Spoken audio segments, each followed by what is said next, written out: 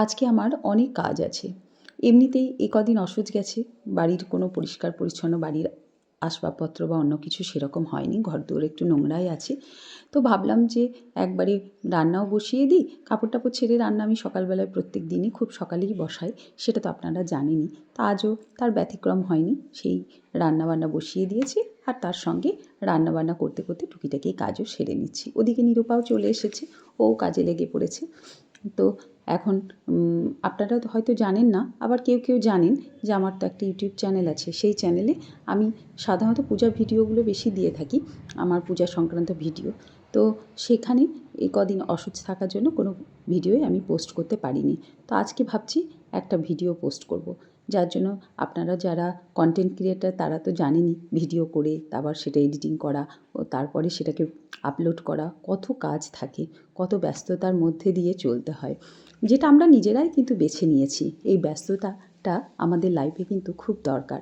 অনেক কিছু শিখছি, আবার যেগুলো জানি না সেগুলো প্রত্যেকের কমেন্ট পড়ে শিখতে পারি। আমার তো ভীষণ ভালো লাগে। যারা পজিটিভ কমেন্ট করে তাদের থেকেও দেখবেন যারা নেগেটিভ কমেন্ট করে তারা কিন্তু বেশি ভালো করে জানবেন আপনার ভিডিওটা দেখে। তাই না বলুন? তো আমি কিন্তু সেই নেগেটিভ কমেন্টগুলোকে সব পড়ার চেষ্টা করি এবং তাদের কাছ থেকে কিছু শেখারও চেষ্টা করি। তো আমার দুটি চ্যানেল, একটা ইউটিউব চ্যানেল আছে আর এদিকে আমার এই ফেসবুকে পেজটি আছে। তো দুটোতে দুরকম ভিডিও পোস্ট করি, আবার কখনো, কখনো এক ভিডিও পোস্ট করি। তো যার জন্য খাটনিটা একটু বেশি হয়। তাই আজকে চাপটা একটু বেশি। এর মধ্যে ৩ বার চা হয়ে গেছে। এখন ও উঠেছে, সকালে ও লিকার চা খায়। ওকে আবার রান্নার ফাঁকে ১ কাপ লিকার চা করে দিলাম। যে কথাটা আপনাদেরকে বলছিলাম যে এই যে ব্যস্ততাটা, আমরা তো একটা টাইম মানে এই রান্নাবান্না করে কিছুটা টাইম একাই থাকি দুপুরে। বাকিরা মানে আমাদের বাড়িতে বাকি যে লোক আছে তারা তো কেউ অফিস, কেউ স্কুল, কেউ নিজের কাজে ব্যস্ত থাকে। তখন বড্ড একা মনে হয়। এখন তো ছেলেরা বড়ও হয়ে গেছে। এখন অনেক কাজ কম। সেই জন্য এই যে আমরা ইউটিউব বা ফেসবুকে ভিডিও দিই না, এতে বেশ ব্যস্ত থাকি। আজ কী কনটেন্ট করব, কালকে কী দেব, এই নিয়ে ব্যস্ত থাকার জন্য বেশ ভালোও লাগে। বেশ কেটে যায় দিনগুলি। একাকিত্ব বোধটা হয় না। যার জন্য কিন্তু আমি এই ভিডিওগুলো দিই। আমার খুব ভালো লাগে। আপনাদের সঙ্গে অনেক কথা হয়, গল্প হয়। আমি আমার নিজের মনের কথা বলি আপনাদেরকে, আমার সংসারের কথা বলি।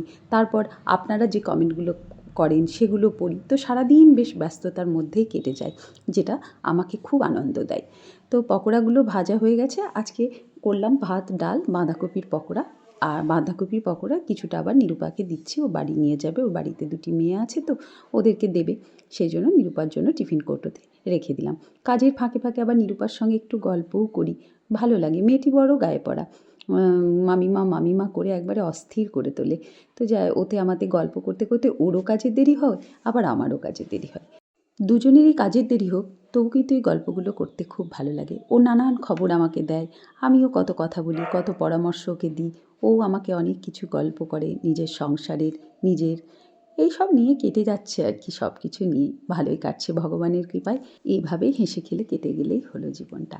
আর এই যে এখন কন্টেন্ট বানাচ্ছি, এগুলোতে তো বেশ ব্যস্ত থাকছি সারাদিন, তাই না? যারা কন্টেন্ট বানান তারা তো সবাই আমার মতো ব্যস্ত, তারা তো ব্যাপারটা ভালোই বুঝবেন। তো আজকে আমার ওই যে বললাম ইউটিউবে ভিডিও দেব, সেই জন্য বেশি কিছু রান্না করলাম না, তাড়াতাড়ি সেরে দিচ্ছি। তো আজকে ভাত আর বিউলির ডাল করলাম, আর করলাম বাঁধাকপির পকোড়া আর মাছের ঝাল, অর্থাৎ সর্ষে আর পোস্ত দিয়ে মাছটা ঝাল বানালাম। তো এটা খেতে আবার বেশ ভালোই লাগে দেখবেন। আর গরম, গরম ভাতে কিন্তু পকোড়া খেতে বেশ ভালো লাগে। বাঁধাকপির পকোড়া ধনেপাতা, পেঁয়াজ, তারপরে একটু জিরে গুঁড়ো, লাল লঙ্কা গুঁড়ো, বেসন আর চালের গুঁড়ো দিয়ে বানালাম। এটা গরম ভাতে খেতে কিন্তু খুব ভালো লাগে। তো আজকের মতো ভিডিওটা এখানেই শেষ করছি। কেমন লাগলো ভিডিওটা অবশ্যই জানাবেন। দেখা হবে পরবর্তী ভিডিওতে। ভালো থাকবেন আপনারা।